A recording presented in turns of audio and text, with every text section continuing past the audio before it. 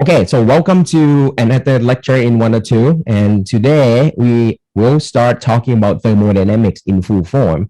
So what we are going to do today is starting diving into a real thermodynamics. So we have two more components to sort of summarize everything just to make sure that you know how to treat these two extra terms in thermodynamics. One is work, and that's sort of okay. We talked about it a couple times, and internal energy. All right, we introduced this, and this one is perfectly related to only the temperature in the case of ideal gas. Yeah, so this is U, this is a W. Okay, so far so good. And once we're done with this, then we're going to talk about the first law of thermodynamics, right? The one that we have been waiting for a week now. Talking about a week, actually, this is your second week of class. So that means if we spend a couple more weeks, then we can have like the first exam. Isn't that kind of exciting? Okay. All right. So that's what's coming. Okay. All right. So let's get things started here. So first, okay, see technical issue here. So now it's vertical scrolling or no? All right, that's doable. All right, so what we have over here is we already said that in thermodynamics, we do not want to deal with the microscopic stuff anymore. Like we don't want to deal with force. We don't want to deal with the mass of an object. We don't want to deal with something that's tiny. We want things to be big. We want things to be macroscopic. So we try to run away from anything that's related to something microscopic. Right? Does that sound reasonable? Yeah. So that's what we sort of tried to establish before. So let's take a look at this now. So we are going to focus on a gas system, okay, for our study of thermodynamics at this point. So that means what we are trying to do is, okay, let's look at this one. This is a very good starting point. You have a gas, okay, in some container that have a movable piston. So that means this piston can be moved up and down. So that means the volume of the gas can be adjusted. Okay. And let's say in this particular scenario over here, let's say that you have an external force pushing down. So that means you're compressing down the gas. When I say you mean there must be somebody else. Like it could be me. No, don't be me, because eventually I'm going to pretend that I am the gas. So let's say you guys is some external, forces, and then they try to just compress me down. I'm gas system. So what you have over here is if you have the pistons travel with some distance over here, your distance can be, displacement vector before, you can use S before, but for now, if you would like to take a look at just a tiny change, just like, a little change, let me call this like some distance dy. Okay, so in this case, you can see that if you would like to calculate the work done by the external force, it's going to be F times dy. Everyone okay with me here? Right? It's just the force times displacement in the direction of force. So if you put everything in terms of the Newtonian physics formula, it's just a force times the displacement, and you can put it in a dot product. Okay, so over here, you're pushing it down. The displacement is also down. So you always have just the final value to be the positive, right? Because they are going in the same direction. So the work done by this force is going to be just the positive F dy. Cool? So far, so good? Okay. Haven't done anything much at this point. So what we have next is, how about if I'm thinking in terms of the gas? The gas will, feel that pressure, feel that force by having to, okay, I feel something, okay? Because every time you have action, you must have reaction according to the third law of thermodynamics, correct? So that means if you look at the gas, okay, there is an external force pressing it down. Okay, internally, the gas will feel like, okay, there's something, pushing it down.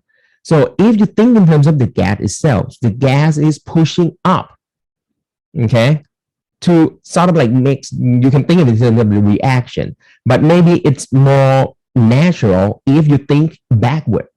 What about if this gas is expanding? So let's say if you go backward from right to left. So if that is the case, it's so easy to think that the gas is actually pushing the volume. I mean, changing the volume, pushing up the piston. Does that make sense? Okay, so in this case, you have the force that actually acting due to the gas itself. So right now, what we are dealing with, right, we have two sides of the story over here. We have the force from the external, and we have the force due to the gas. However, because these two forces are against each other, and because in thermodynamics we try to do things in like an equilibrium manner. Everything's supposed to be like, nice and cool. You don't want to do anything too quickly. Everything's supposed to be in stable mode, in equilibrium, on and on. So in general, in theory, what we're talking about is this F by the system is going to have the same magnitude as the force from the external agents and everything. Okay, cool. This is my starting point. Next, because we don't want to deal with this force anymore, because this force coming from where?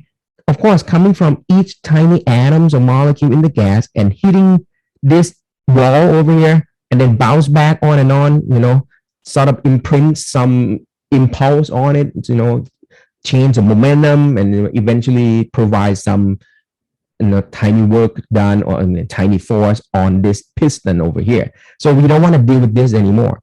So we go back to what we learned in fluid dynamics.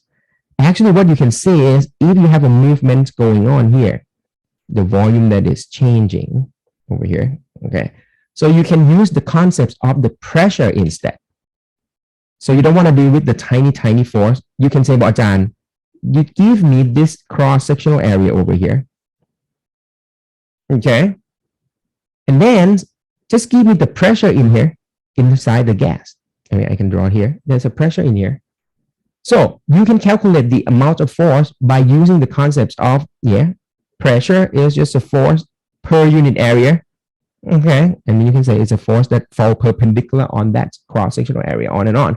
So that means you can write force in terms of the products between pressure and area. So far, so good. Okay. All right, that's fine.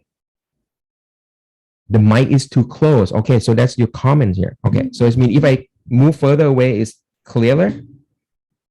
Or is it too loud? Is it better? Okay, here we go. This sounds better. Okay, all right, cool. So is this all right? Now it's getting better now. Okay, thank you for the feedback. Okay, very good. Just keep telling me what to do. Actually, I don't know what is going on with my mic. I haven't touched anything. Okay, all right. So what we have over here is now, then you can write the force in terms of the pressure. So if we come back here, what you can see now is I can rewrite this F in terms of P times A. Okay, so if you dive back down here, okay, don't worry about the vector notations or anything. I think it's just easy to grab. It's just looking at the concept. So over here, if you want to figure out the work done, okay, so force times displacement can be turned into pressure times cross-sectional area times the displacement. And then this is a nice thing about this. If you look at this pair right here, oh, maybe that's too. Here we go. All right. A dy over there. That is just what done. That's just a cross section here and multiply by the height. So this means all you are talking about is just the volume that has been changed. Make sense? Okay. So from now on, that means whenever you have the pressure and it's multiplying the change in the volume, see that? That is when you can calculate the work done by whatever the force that you want.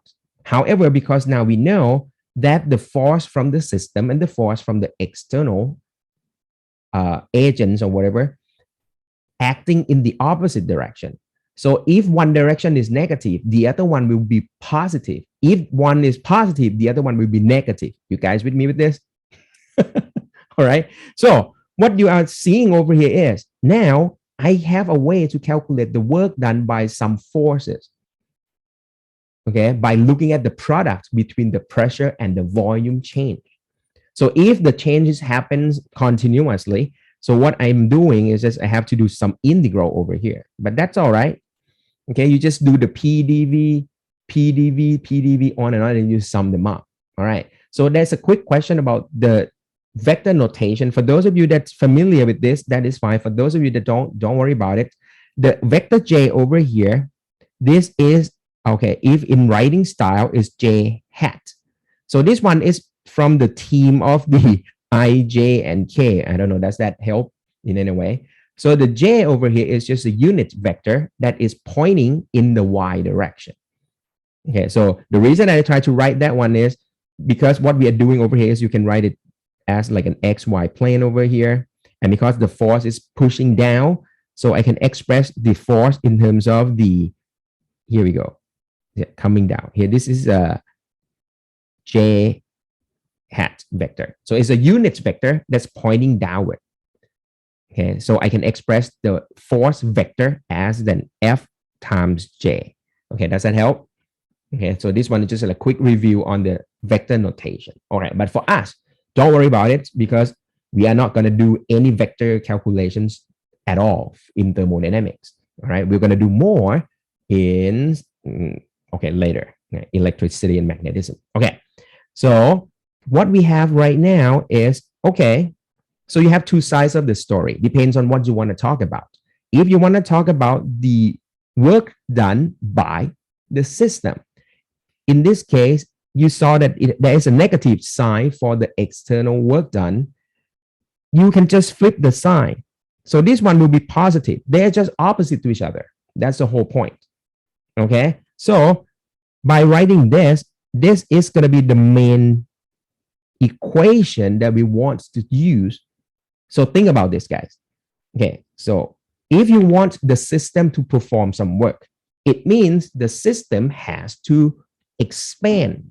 You guys with me? Gas perform work. So gas has to push, in this case, like the piston. So I am the gas. So I'm going to have to push up, push. I am doing the work. How much? You do this. P dV. And then you do the summation. Okay, so during my push, I just have to measure the pressure and multiply by the volume change, the increase in volume. On the other hand, by doing the same equation over here, if it turns out my volume is decreasing, so somebody must be pushing me back and then I'm losing, so there must be something else compressing me down. So my work done, my mean, the system. Okay. My work done will be negative. Okay, you guys with me? Okay, so that's the sense of what is going on here. All right, so let's do some, example over here, and then we are going to use our beloved PV diagram. This is the reason why the PV diagram is so nice and good in maybe chemistry because of this. Now we can conclude that the work done by the system is integral P dV, correct? But when you look at the PV diagram, again, P is the y-axis, V is the x-axis. So that means actually this integral over here is almost looks like y dx. Yeah, start off. And you have seen this in calculus that every time you do integral of y dx is just the area under the curve. Nice. So that means from now on, if you are looking at a process in the PV diagram of a gas, if you are asking, well, Ajahn, what is the work done? All you need to do is just calculating the area under the curve. For example, let's look at figure A. So you're starting from point I, you end at point F, initial point and final points. And then you want to know, hey, what is the work done during this process? Just find this out here. Area under the curve. You guys with me? Cool. All right. Okay. If you try again, starting from the same point, end up at the same final point, what is the work done in the case B? You just have to find this area under the curve here. And it looks bigger. On the other hand, You can just like, Ajahn, I want to go from I to F, like, in a weird way. That's fine. You just go from I to F in a different way. You're going to have different value of the area under the curve. That is also fine. Okay. So your job is just looking at the area under the curve in case that you have the PV diagram to explain the process. Cool. So far, so good. All right. Now, let me ask you a quick question. All these three processes that you are looking at, will you get a positive or negative work done by the system? What do you think? All three cases here. All right. Even though all the W that you are getting, they are going to look different. The magnitude of the W, they're all different. Positive. Okay. Okay. Anybody else? Anybody else? What do you think? How can you tell it's positive or negative? The answer is just look at the change in the volume. All right. Okay. Some of you say A is negative. Okay. Very good. What about B and C? Okay. Here, look at this. It starts from here, V sub I, and it ends at a smaller volume. But they all ends at the same smaller volume for all three cases. Can you see that? Here we go. Same. So now you have a compression of the gas. All three processes that you are looking at right now is the compression of the gas. So I can tell you right away, once you do the calculation, integral PDV over here, you're all going to get negative work. All of them.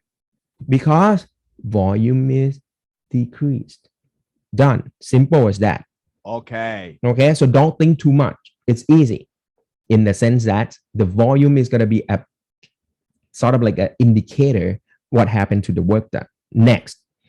Okay. So the one conclusion that we get from studying those three processes is this. So if you're starting from some initial point A, you arrived at the final point B, but they came from different paths, just like 1, 2, 3, or whatever. You can see that the work done on each one is going to be equal to the area under the curve. And these all three curves give you different value of the area under the curve. So the key concept for the work that you need to sort of like stick in your head all the time is it's path dependent. Okay. So work, when you want to calculate, you have to be able to, well, not have to be able to, you need to have the path specify exactly. Okay. There's a question come in. If the arrow are opposite, will they still be negative? That is a very good question. Okay. Here we go. That's great. That's a very good observation. As you can see over here, guys, going from A to B, your volume is increasing. Can you see that? You're going in the direction that's increasing in the volume. If you are looking at in here, you are doing a positive work done here. The W is positive in here. And back here, if the arrow go opposite direction, then everything will turn in the opposite direction as well, because it's going to be the expansion of the gas. So that means you are having a positive work done by the system. Okay? You sort of get a feeling of what is going on now. Okay? Just check the change in the volume. It will tell you what is going to be the amount of work done plus what should be the sign. Cool. Keep going. All right. That's you sort of starting to ask sort of good question now. So let's do some numerical calculations, get a little bit more familiar to the subject here. An ideal gas undergoes a constant pressure expansion. So that's a clue right here. So thing is getting expanded. Its initial pressure is 1 atm. Its initial and final volume are 2 and 4 cubic meter. What is the work done by the gas? So this one, you want W system. Okay, cool. All right. Oh, that's a good question. W vector or not, guys? No. Work is a scalar quantity, right? Because work is energy transfer and energy is a scalar quantity. Okay, so W has no direction anymore. Okay, but for the force, you have to take that into account along with the displacement, right? So at the time that you're considering back in the Newtonian physics, you might still have to deal with the force vector and the displacement vector. But remember, what we did was we do the dot products between the two. Yeah, we dot them. So once we do two vectors, dot does mean the dot product here, you end up with just a pure scalar quantity. Cool? Okay? Okay. All right. Very good. Okay, so come back here. So what we have here is now from the definition of the work done by the system, it's just going to be the integral of the PdV. You guys with me so far? All right. However, this one is simple because you are looking at a constant pressure process. So that means the P over here is going to be a constant. So I can pull it out from the integral. Okay, no big deal. So far, so good. And you're going to do the integral from the initial volume to the final volume here. And that is just simply integral of the dV is just V. So you put V initial and V final to be your limit of integration. Very good. And over here, it's done. Pressure is 1 atm. All right. You might want to convert this into Pascal. All right. You can look it up, the conversion unit here. But approximately, let's say it's about 10 to the 5th Pascal per atm. All right. So I can just put that in there. And then the volume change. The final volume is, see, 4. Initial volume is 2. See, so when you keep the order of subtractions fixed, like every time you deal with the delta, it means final minus initial all the time. If you stick with this order, the final numbers will definitely give you the sign of the work done automatically. You guys with me here? Okay. Cool. So that means what you have over here now, you get at the end is positive sign. And that means in this case, gas performs work by themselves. Gas expands. So the W by the gas is positive. And that is done. Okay. Okay, get the feeling of what is going on. All right, maybe this one is too simple. So let's move on to another one. All right. Here we go, guys. Try this. Everyone try this. 3 mole ideal gas undergoes a constant pressure expansion again. So that's nice. All right. Still have some mercy over here. All right. The initial and final temperatures now. All right. Instead of telling you the pressure and volumes, the problems just provide temperature. Find the work done by the gas, guys. Okay, you guys, give it a shot. I'll give you 1 minute head start. Whew. Oh, this one is annoying. All right. But anyway, let's get you rolling over here. All right, guys. So what should be the work done by the gas? Going from 300K to 400K in a 3 mole ideal gas and a constant pressure expansion. What do you think? Am I recording this? Yes. Okay. Just, whew, so many technical issue over here. I'm just moving things from my house to campus because I went to campus yesterday. It's a Payathai campus, not Salaya yet. So some things just left there, forgot to bring home. Confusing. Okay, got it? Got this, guys? Okay, so let's give it a shot together. W of the system is integral P dV. Constant pressure, P can be pulled out. Integral of the dV, all right, you start from some initial volume to final volume. Just like previous problem, it's going to be PV final minus V initial. So far, so good. Haven't done anything. However, because we don't know the pressure or volume, but we can always use PV equal to nRT, right? We have an ideal gas here. So that means I can here take the first pair PV final to be nRT final. And now another pair PV initial is going to be nRT initial. Very cool. All right. So now this is good. N is known as 3 mole. R is just leave it as R. So all you need to do is just do the difference in temperature. keep the order like this. All right, don't change it. It's already good. So you're coming from 300K to 400K is already in the unit that we like. So that's perfect. It's already in a Kelvin unit, and that's it. The answer is 300 R. And as you can notice, it's automatically positive. So that means in this particular case, gas expands. So gas performs a positive work. Done. Okay. Cool. So this is a warm-up question. So far, so good. All right. And I hope it's kind of clear how to calculate the work done given an information here. All right. Now, let's do a little bit more acrobatic over here. Now, from the PV diagram given, determine the work done on a fluid that expands from I to F as indicated in the figure. See, the good thing is actually PV diagram works no matter what. However, if it's not a gas or not an ideal gas, you cannot just use PV equal to nRT. That's all. Does that make sense? So like for this particular problem, they talk about fluid now. So that's fine. Even though it's a fluid, even though it's a solid, even though it's whatever like composite material, doesn't matter.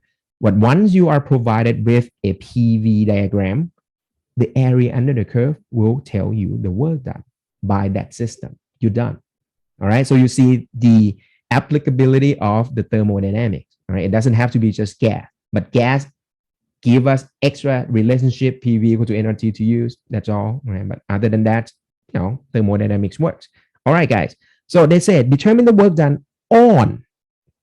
The key point is this one. Now, this one, they're asking you to figure out the work done on, not the work done by.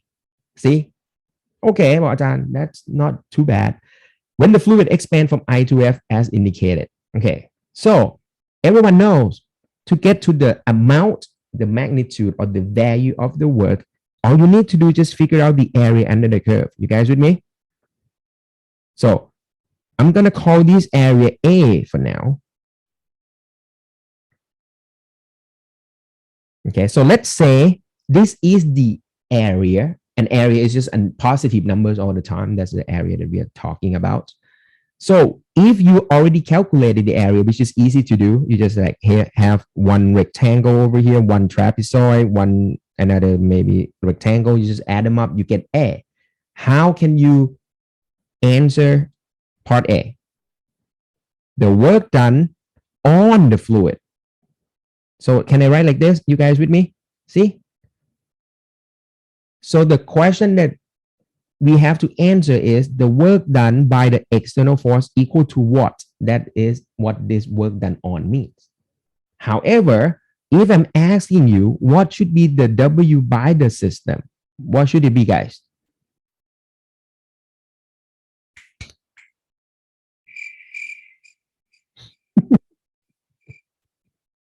Very good. Thank you. Okay. All right. Yeah. Positive N. You guys with me? Because you coming from I, you enter F, you see that you are expanding. The gas is expanding. And once you figure out the area under the curve, you know that the work done is supposed to be a positive number. And that is positive A. Once you know that the work done by the system is positive A, what should be the work done by the external force, guys? Yeah. Got that? And you're done. Cool? All right. So I hope by showing you this exercise over here, you start to see, the simple relationship between the work done by the system and the work done by the external force. It's just opposite in sign. So let's take a look at part B. How much work is performed on the fluid? Wow, come again, on again. Okay. If it's compressed from F back to I along the same path. So now you switch the arrow, right? You go backward, but along the same path. So well done, that's no big deal.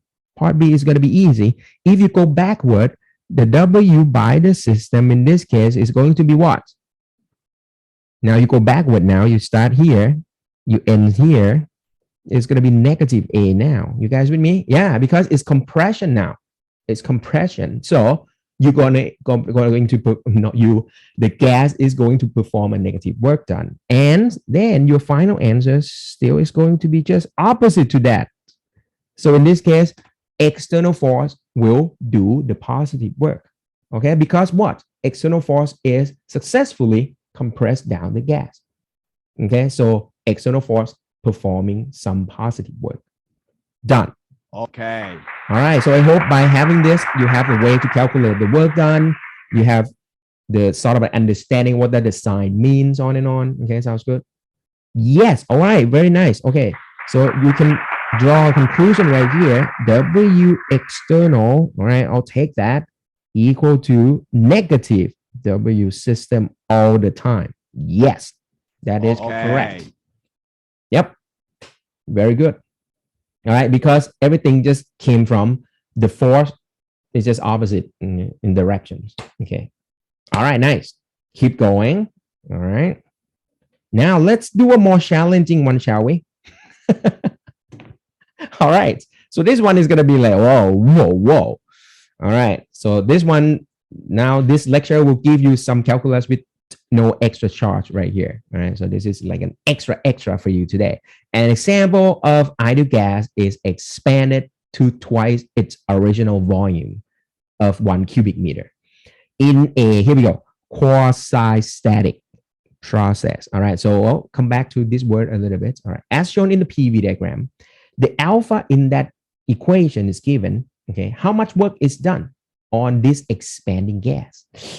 All right. Conceptually, you guys should be okay. But then, no problem.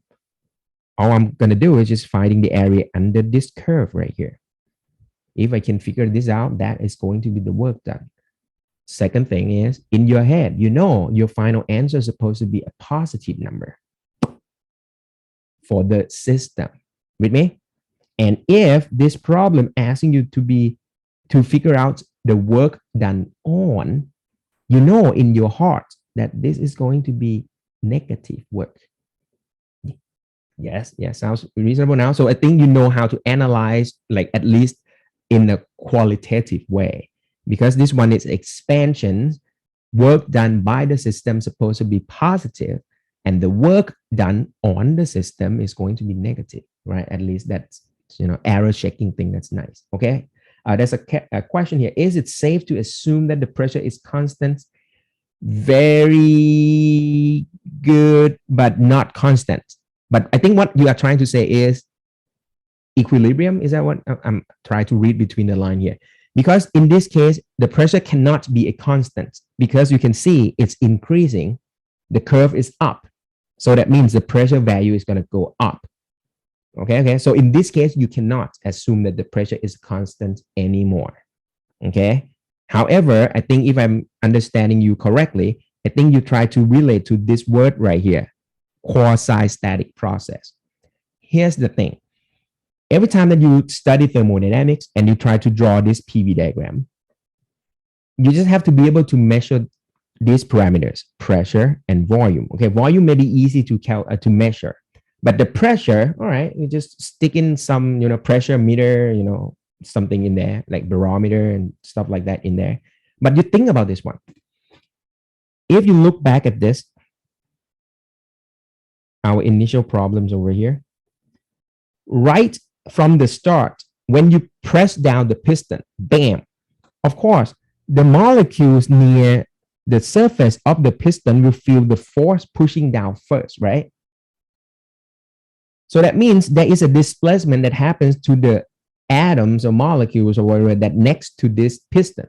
But far away from that, they're not going to feel a thing. It's like, I don't know, it's so far away from me. However, if you wait a little bit, there will be some rearrangement and everything until everything just come to another equilibrium point. And that's when you can take a measurement of the pressure. Because if you try to do everything so quickly in real time, the pressure around here will not be the same as the pressure in the bottom half or in the bottom part of this system. Does that sound reasonable? Okay. Same thing happens with the temperature. For example, if I light some fire at this corner of the container, area around here is going to get hot first. The other, like the opposite corners of this one won't feel anything. It's like, I don't feel anything. You just have to wait a little bit first until the temperature is just, spread around, everything go into equilibrium, and then you take a measurement of the temperature. You guys with me here? So that's why studying thermodynamics, it usually incorporate the quasi-static. When you say quasi-static means the changes that happens to the system is sort of like slow enough for the whole system to the whole system to have one single uniform parameters or variables value. Okay, so you have to, cool down a little bit. So calm down, guys. Don't rush too much. Just slowly changing things. Right? So I can measure the pressure. So I can measure the temperature uniformly across the whole sample, and then move on to the next. Okay, so that's why every time that we study thermodynamics, they usually will, from time to time, they will just pop in this word quasi-static process. Okay, because we kind of need that for our theory. All right. And yeah, in real life, you probably think, but Ajahn, nothing is going to, wait for you that long. If things is changing, it's going to change right away. Yeah. So that's why it's just a theory. But this is very good already. This is a theory that's so good that can explain so many things. So in conclusion, whenever you have a PV diagram and you have a way that you can draw a line on here on a PV diagram, that's automatically imply you are doing things slowly enough for you to be able to measure pressure, temperature, volume, and everything nicely. Okay? Okay. So I hope that's maybe a little bit too much for just quasi-static words over here, but I hope you understand what we are doing right now. Okay, very good. All right, come back to our business over here. So we cannot assume the constant pressure anymore. So that means the way that we can calculate the work done by the system is just like before. It's the integral of P dV. Okay, guys? And now the pressure is in there. You just have to stick with it. Alpha V squared dV. All right. And now you're starting from initial volume to final volume. That's good. And then the alpha is constant. That can be pulled out. That's fine. But the V squared integral is easy. The integral is going to be V cubed over 3. And then you have your limit of integration right here. All right. And then now you can substitute numbers in whatever you like here. Okay, let me not do the unit conversion now, but at least that can be done whenever you want. Okay, that's alpha. I can pull number 3 out, okay, the denominator there. And I'm going to have V final cubed. So it's going to be 2 cubic meter cubed. Subtract 1 cubic meter cubed. Yes, so far so good. And as you can see, it's automatic. This is positive. Very nice. Okay. Right? So, okay. All right. It's automatically positive. That is fine. And that allow you to answer what should be the work done by the external force. It's just negative of whatever you just got up there. And you are done. Okay.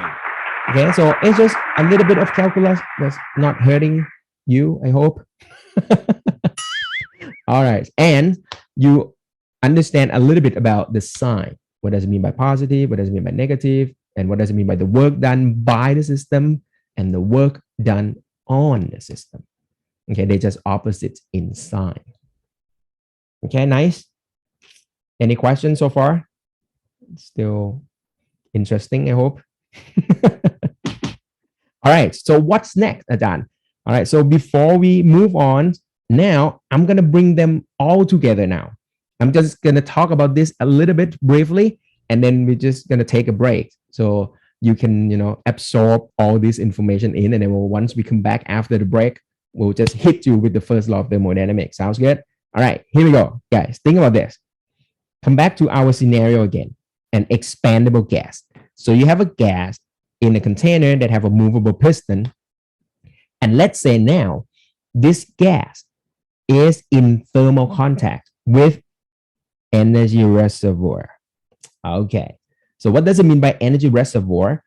So every time you talk about the reservoir, it means something huge, something super, super huge, right? But then if you have like energy reservoir, so it's just like a huge amount of energy that's, available to you. Now the gas is attached to this. So it make a thermal contact right here. And now we already established the idea that the level of energy can be seen by looking at the temperature. Yeah, the temperature tells you the level of the energy. High temperature means high energy, low temperature means low energy. But this gas is in thermal contact with this. So that means the gas will automatically will be at the same temperature. Okay, you guys? Okay. So far, so good? All right. Now, what does it mean by energy reservoir? Just like water reservoir, you have a huge amount of water. So it means you can steal some water from the reservoir. The level of the water won't change. You can dump some water into your water reservoir. You're not going to increase the level of the reservoir. Think about like a super big dam, for example. You're not going to be able to do anything about the water level by just exchanging some, tiny bits of water. So now think in terms of the energy reservoir. Think about this room right here that I'm in, or you guys in. Or you can think about like maybe Bangkok. Let's say right now in Bangkok, the temperature is, let's say, 30 degrees Celsius. You can rub your hand, for example, make it warm and everything. But the temperature that you create over here, or the energy that you created over here, or the heat that you try to create and transfer to the environment, not going to be able to do anything with the temperature of your room or Bangkok, for example. So you see what I'm saying over here? Yeah. So that means that's what it means by energy reservoir. It's a huge amount of energy that you cannot do anything with. So that means you are fixed at this temperature all the time. That's what it means. Now, it turns out the gas expands, guys. Let's consider the process that gas is expanding. Let's say the gas starting at the initial volume there, and then it expands to twice as big. So from now, you say, hey, Ajahn, gas expands. So gas does work. So W of the system is positive. Okay, that's fine. It's easy. All right. My question here is, what should happen to this gas? Okay, the question is so vague, right? It's like, Ajahn, what? It's like, okay, you have a gas in thermal contact with energy reservoir. Gas is expanding. The very, I don't know, just like some questions that pop up. What happened to the gas? All right, under thermodynamics consideration. What do you think? What should happen to the gas? Okay, the gas gets cooler. All right, that's coming in the right direction here. All right, that's all right. Anybody else want to give it a shot? That's kind of fun. All right. So think in terms of thermodynamics, the stuff that we have been studying. Gas is expanding. Gas is doing positive work. Gas is fixed in temperature and it's in thermal contact with some environment that has also a fixed temperature. What should happen to this gas during this expansion? Isn't that fun? Just kidding. All right, guys. So think about this a little bit and I will give you the answers after the break. Sounds good? All right. Okay. Cool. Okay, see you in 10. All right, so 11. Yeah, sounds good. Yeah. Okay. Energy change. All right, very good. Oh, okay. When the gas expands, okay, increase and pressure increases, the W external does negative. Okay, that's good. So far, so good. Does that mean the energy in the system will decrease? Very good. All right, guys. Okay. You are very close to the first law of thermodynamics is about. All right. Yes. So the answer to your last question over here means yes. If there is nothing else that is interacting with the gas. Okay, you guys with me? All right. So I think I can summarize all the answer that's given over here. That the gas get cooler or not? What do you think? The problem is, here, see this? There is a connection with the energy reservoir. So that means gas will not change the energy because gas is always, you can think of it like gas is just part of the energy reservoir, right? Because it's just like a tiny Okay. extension from the energy reservoir. So the gas is always fixed in temperature. So it won't get cooler, it won't get hotter. That's the first sort of observation. All right. Got that one? Second one, due to this, that means there won't be any change in the energy because we already sort of like drew the conclusion that energy depends the energy can be observed through the temperature of the ideal gas. Okay, so temperature means energy. If temperature does not change, means energy will not change either. Cool? So the mean, I can say the delta U is 0. What is U? Remember? All right, we say, hey, Ajahn, U is just the total kinetic energy of the system on average. We started out with this. We say, hey, we don't want to deal with the detailed calculation of the 1/2 mv square. Let's say we can calculate the internal energy by just measure the temperature. Okay, here comes the last answer that you gave me. So it means gas is performing a positive work, but it cannot change its own energy. What should happen, guys? Okay, come again. So I am the gas. I am performing the work. I'm pushing up the ceiling, right? My piston is up there. So I'm pushing up. So I am spending my energy, right? In general, if I don't have anything that compensate my energy is going to decrease. With me? However, the condition that we have right now is say about Ajahn, you cannot change your energy because your temperature is fixed. So what does it mean? It means, whoa, I'm working right now, but if I'm not going to change my energy, there must be something flow into me to compensate for the work that I'm doing right now. You guys with me? And that is heat, guys. Okay. That's the whole picture that we are looking at right now. Does that make sense? One more time, right? Gas perform work. So that means gas is spending its own energy. However, because the requirement in this scenario is energy of the gas can't be changed because temperature is fixed. So that means, all right, I have to have some compensation for this. And the only things left for me is the heat must flow into the gas. And it's just by exactly amount of these two to be the same, Q equal to W, that's when you can get no internal energy change. You guys with me? Okay. All right. So this is the first law of thermodynamics, guys. So what we are looking at is the combination between this, the work, the heat, and the change in the internal energy. What we are trying to do right now is just to do like a transaction over here. And you can think of the energy to be like your money in the bank, for example. Okay. It doesn't have to be a bank in my pocket, for example. So when I'm performing some work, it's like I'm spending my energy. And in this case, I'm receiving some heat. So there is an incoming transaction to me. And because the outgoing and the incoming are exactly the same, so the amount of energy in my pocket does not change. Okay. So like thermodynamics, some people mention about this subject as like doing accounting in physics because everything that I'm talking about is just the conservation of energy, guys. Okay. That is the heart of the first. Okay. So questions, what happens if the gas runs out of all its energy? Okay, that's a good question. So if gas keep expanding, so it just go, yeah, you're right, 0 Kelvin pretty much.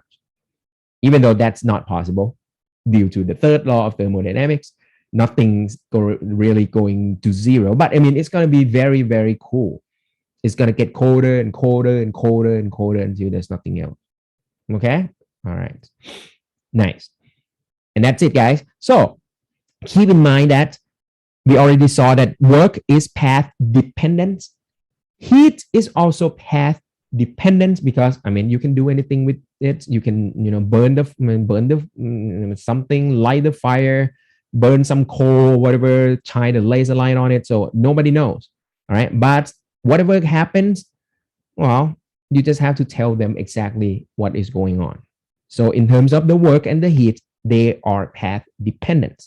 Okay, so we can say these two are not state variables. You cannot use this as your state variables.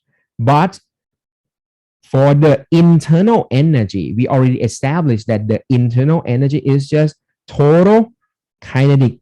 What happened here? Total kinetic energy of the system. Yeah.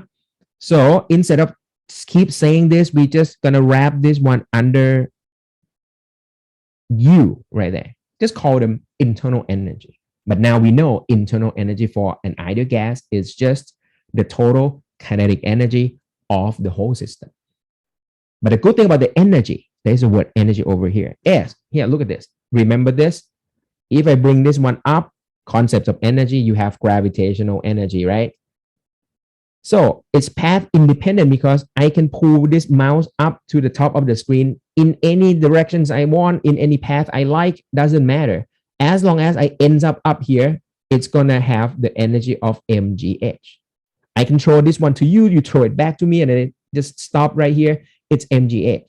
So energy is nice. It can be used as state, can be used as state variable. The amount of energy can specify the state of the system. Does that make sense? Just like here, all right, I say, hey, if the gravitational energy is 0, I know it must be on the ground. If I say, hey, the energy is mgh, oh, I know that this mass must be at the level of h above the ground, something like that. So energy is nice, okay? It's path independent. It doesn't matter. I can just show you right here. Well, hey, guys, what is the energy of this mouse? You guys say 0 then. Let's say 0 is our reference. So 0 then. You don't even have to ask how this mouse arrives at this level. Just know that it's here. It's path independent. I don't care. Okay, does that make sense? Okay, so in general, what we try to do is just make the connection between these three, the Q, the W, and the delta U. No matter what happens, the delta U is easy to calculate for the ideal gas because we know exactly how to do that. What about the other two? So if we just bring them together, what we get is going to be the first law of thermodynamics. And this is right here in front of you. Okay, follow me here. Start with this. Think about this. If I have heat, heat is energy transfer. So if I transfer some heat to the system, bam. What happened to the energy, guys? Well, of course, then I must have more energy.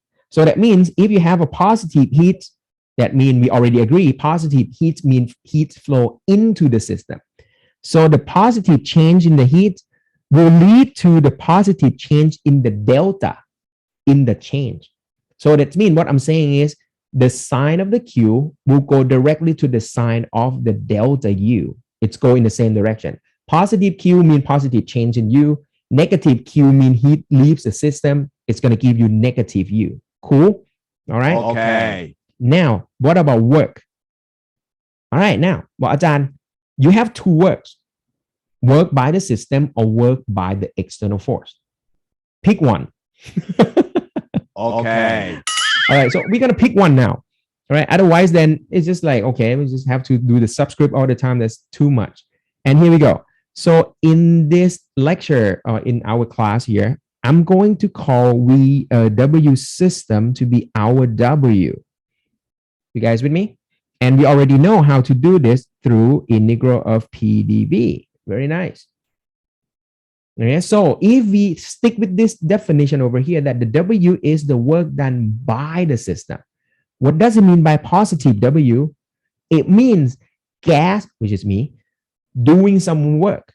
But when I am doing some work, I have to spend my energy. So positive work done by me, I'm doing the work, is going to have the negative impact on my energy. You guys with me? So that means if I have positive W, I should have a negative impact on the delta U. That's the reason why I have a negative sign in the front of the W. Cool. On the other hand, if there is some external forces acting on the gas and compress the gas down, the W is negative. And in that case, it will give the energy to the gas. So the gas should have more energy. Okay. So if you have a W that is negative, it should have the positive impact on the delta of the U. Cool. I think you got this whole thing down here. And that's the first law of thermodynamics. This is the main equation that I'm going to use. Cool.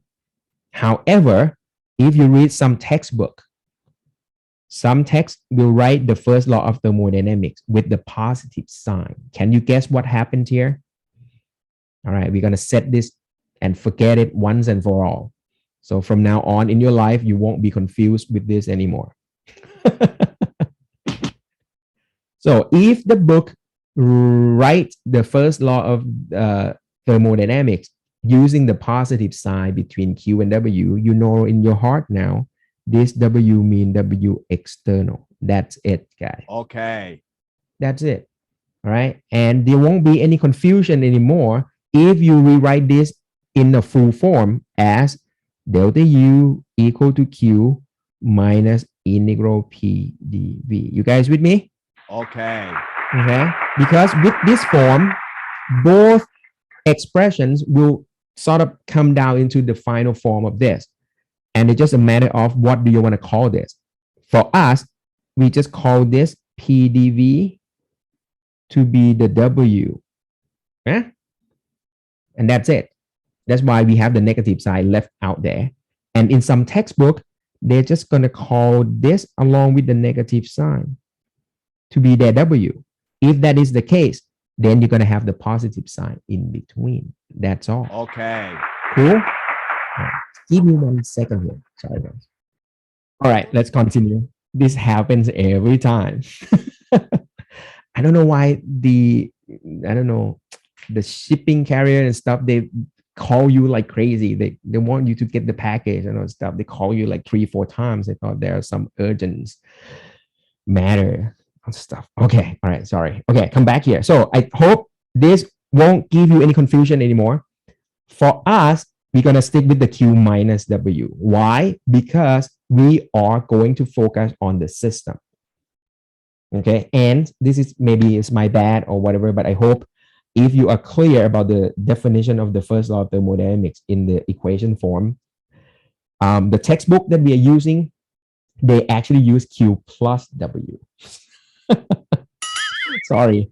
But I mean, from the past and from my experience, it seems more natural to focus on the system, okay? Until later on in life or maybe in chemistry or whatever, they would like to focus on external force because, for example, if you do some chemical reaction, for example, and they look at the reaction from the perspective of the experimenter, so they treat experimenter to be external force.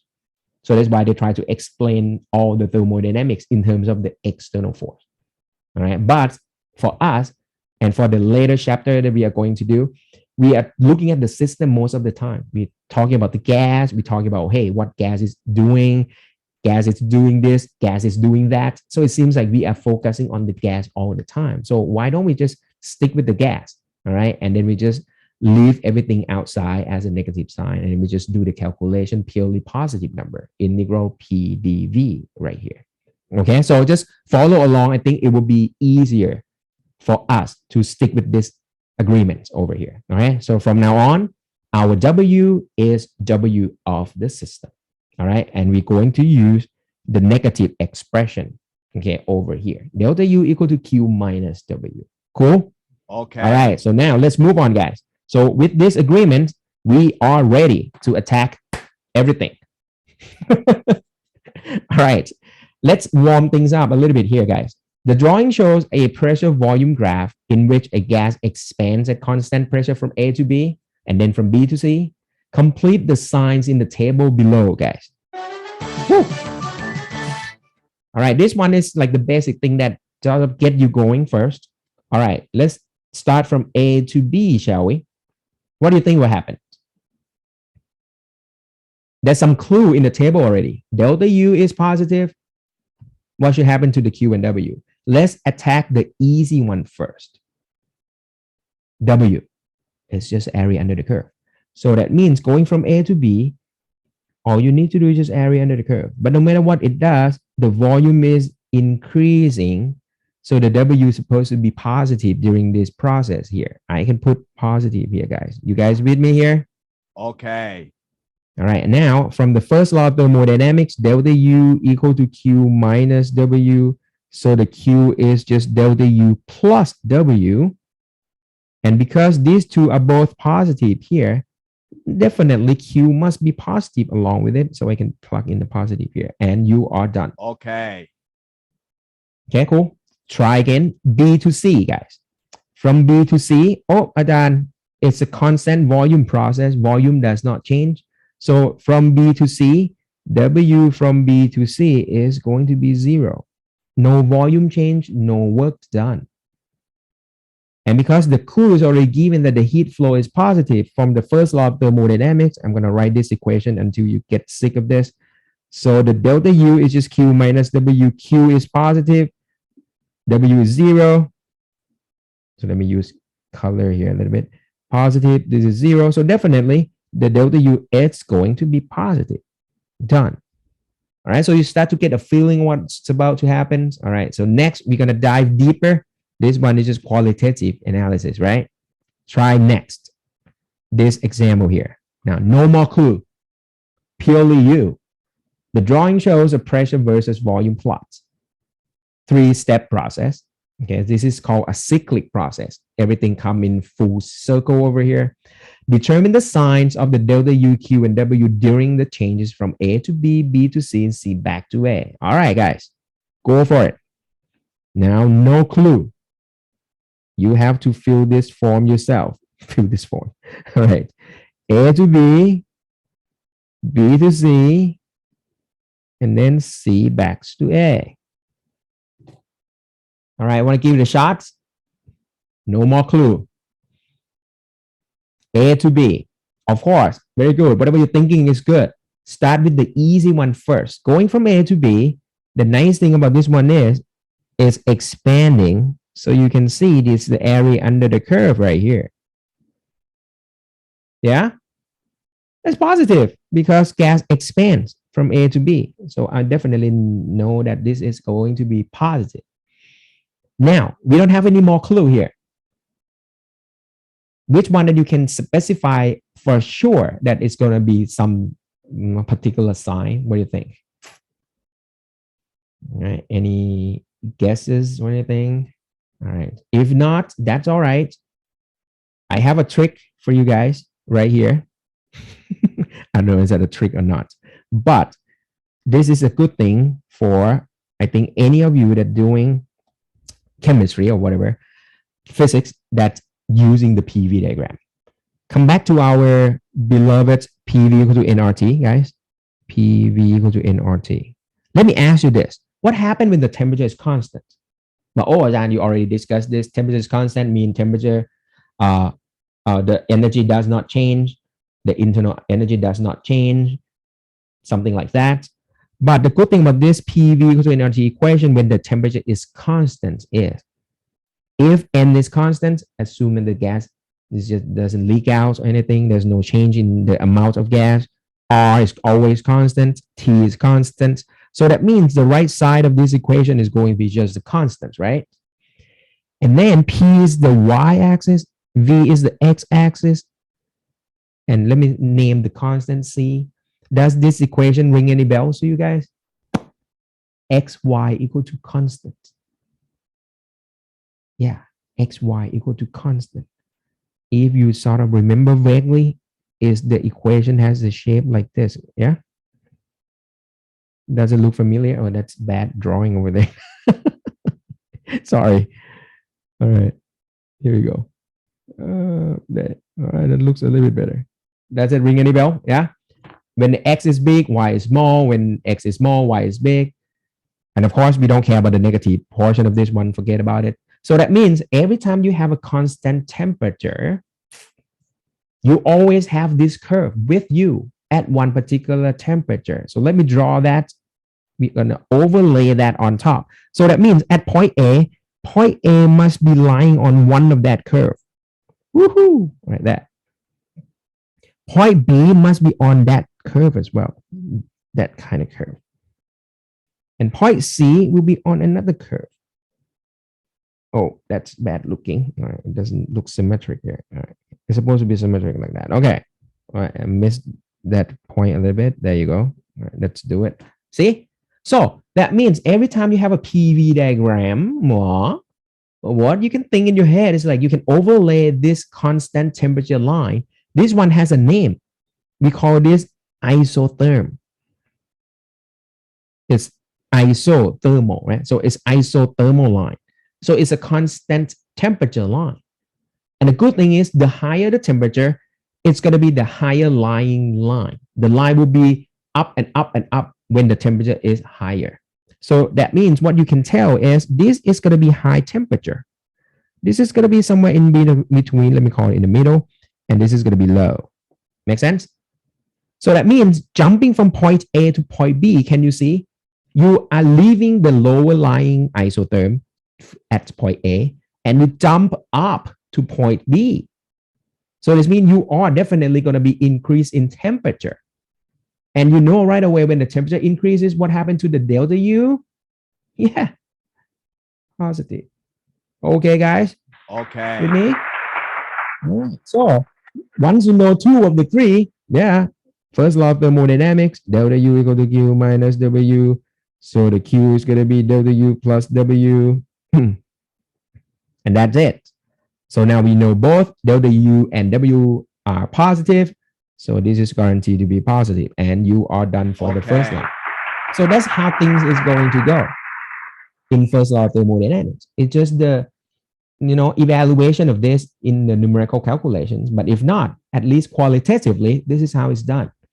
All right, let's move on to B to C, shall we? Yeah, you start to get a feeling what's supposed to happen.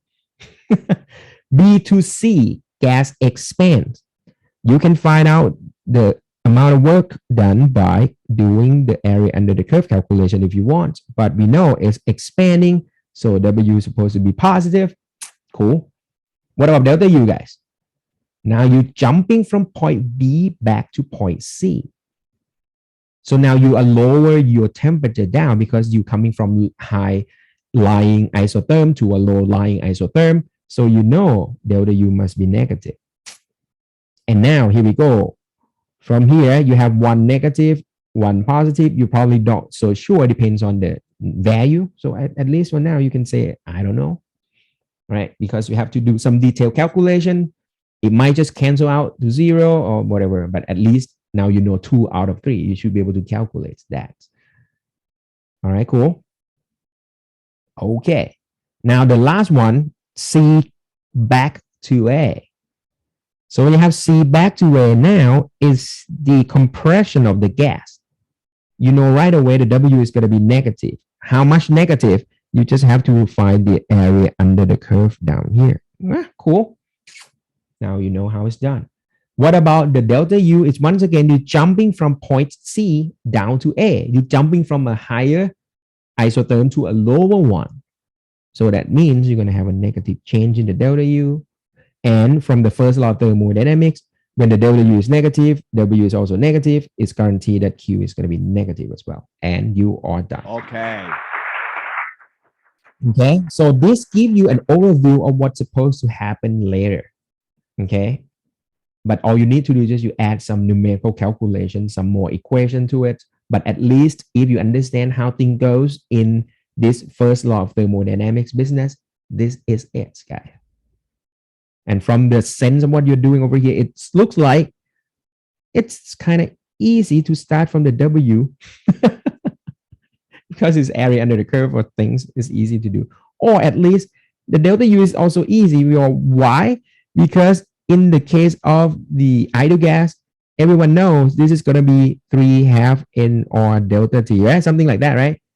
So From the look of this one, the hardest dude is going to be this Q right here. All right, but that's okay. Once we know the W, once we know the delta U, the Q is in our hand. So we should be fine. Okay. Okay. All right. Any questions so far? It's getting kind of fun, I think. Okay, move on. Here we go. All right. Now get real here. A system undergoes a cyclic process as shown. All right. Now we have some sort of parameters P1, P2, V1, V2, on and on. Find the change in internal energy at the end of each cycle. Come on, guys. All right. This might just annoys you. Find the change in internal energy at the end of the cycle. You're going from A to B, B to C, C to D, and then back to A. What do you get for part A, guys? Any guesses?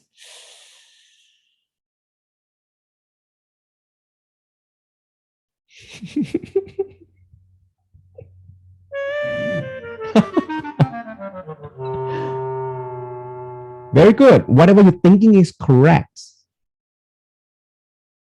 Remember energy? If I move up and then I come back down, nothing's changed.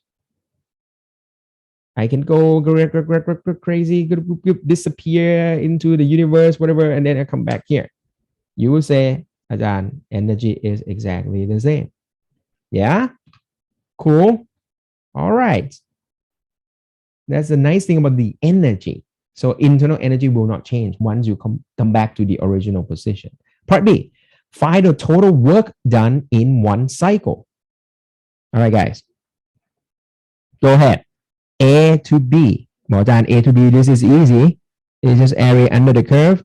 So just come down here all the way here. So it's a big box over here. Let me highlight that as a red one there. All right.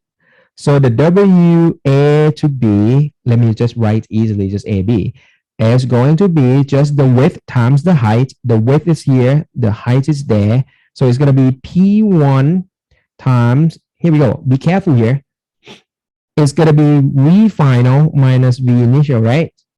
So for those of you that's just like, okay, what Ajahn, what are you doing? So I can start from the top. Let's start from the beginning.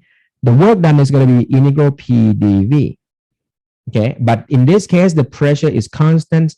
I can pull it out from the integral, and the integral of dV is just V, so it's going to be V final minus V initial. Make sense? So at the end, that is the rectangular area, the height times the width.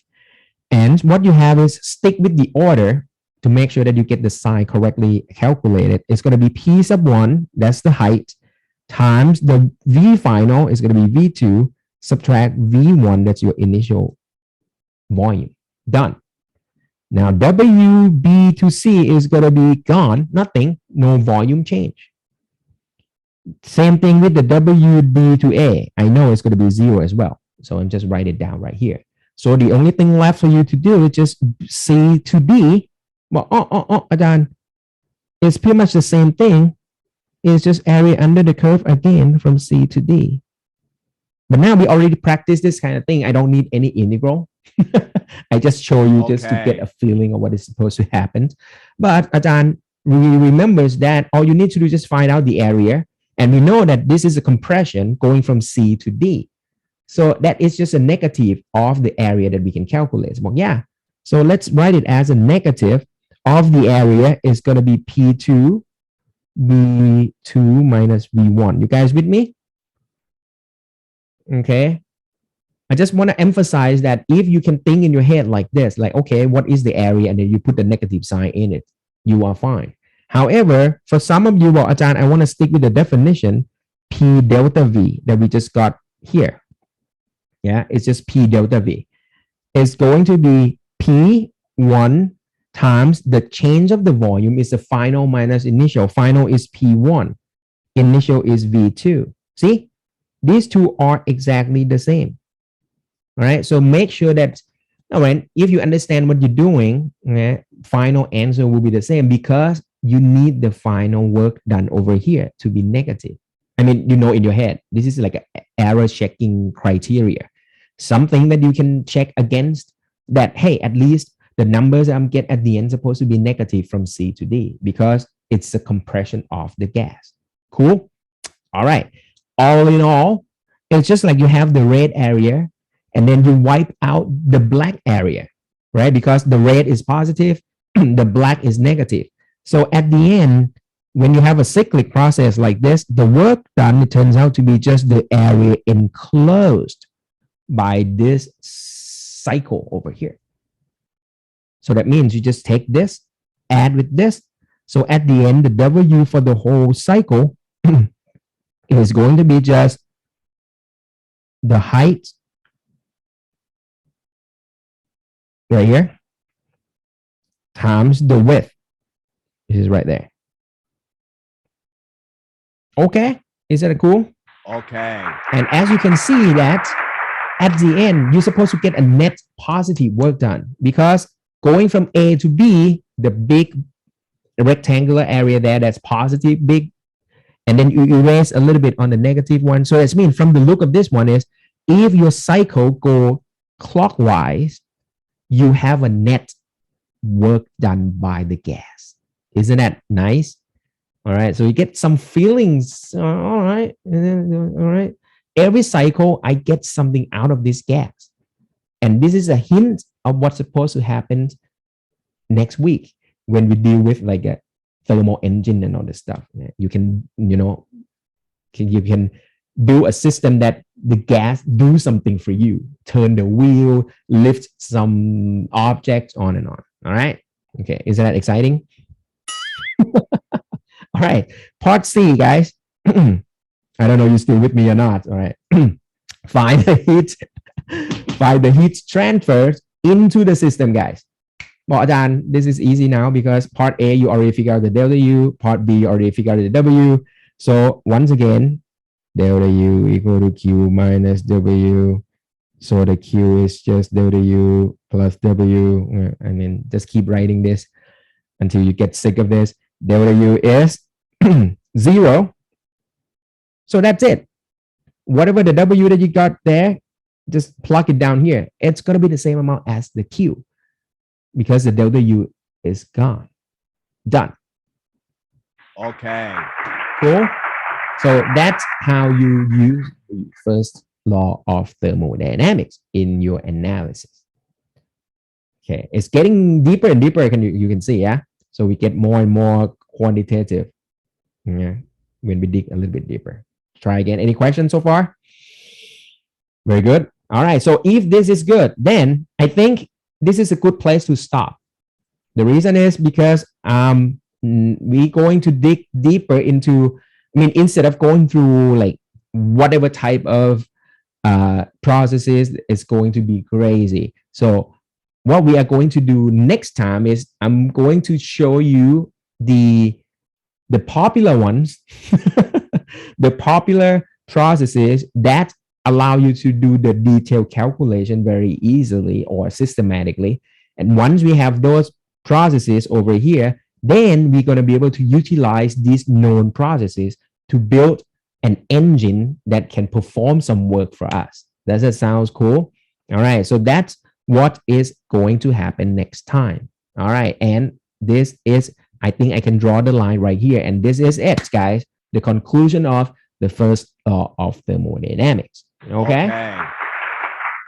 Cool. All right. So let me answer some question here. Why does when there's no change in volume, there's no work done?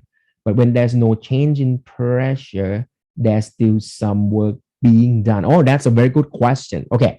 First thing first, when the there's no volume change. Okay. I think that remind me something. I didn't discuss this figure just yet. So I think this is going to be good. I think I forgot. Sorry, my bad. So that's perfect. All right. Thank you. Maybe you know that, hey, Adan, you forgot to mention about this figure here. Okay. Look at this one, guys. I have an insulating wall container. So this means I do not allow heat to exchange. No heat flow in or out. Okay. Second thing is now I don't have any movable piston. So that's mean the volume of the container cannot be changed. Okay, okay, nothing is changing. So what happened to the work? If at initial state, the gas starting out just like the gas on the left that we discussed, same gas, same volume, same temperature and everything, but then it's being contained by a light membrane. But then eventually membrane just breaks. So the gas just fill up the whole space. So you can see that you have the pure expansion, just like what you had in your left hand condition. See that? Yeah. So the gas expand, you can think like twice as big. However, because the container does not change in volume, you won't feel anything. I can place my hand here. I won't feel gas pushing my hand.